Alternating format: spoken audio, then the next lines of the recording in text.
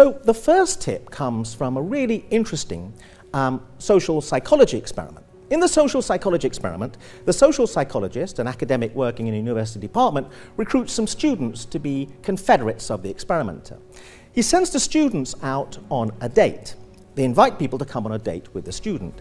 The person invited to come on the date thinks it's just a date, but actually there's a social psychology experiment going on.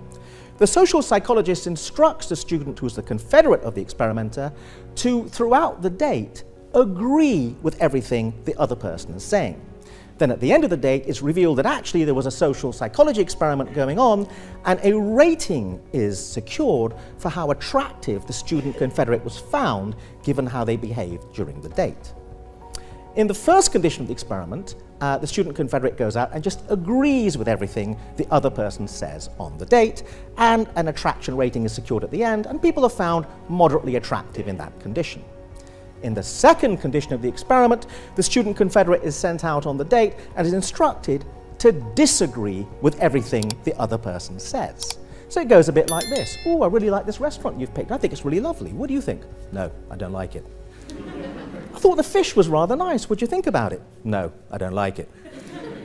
Comes as no surprise if you spend a whole date doing that, disagreeing with everything the other person says, you're not really found very attractive at all.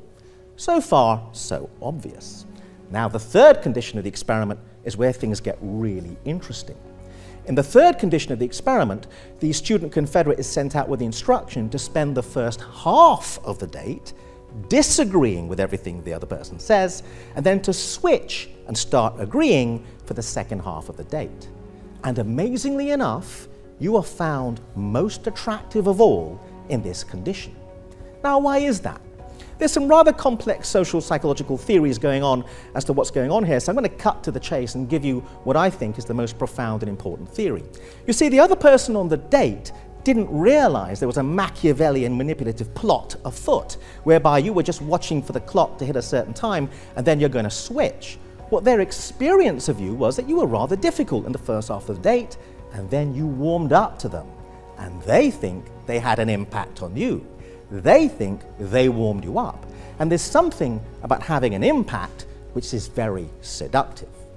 Now, there are many objections to this experiment. People always say, yes, I can see that's seductive, but you're playing a game. Why can't we just be ourselves?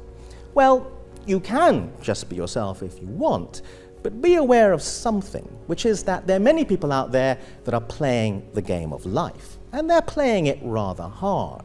And as a result, they're terrifically successful. They're really good in job interviews, and they're very good as politicians at getting elected.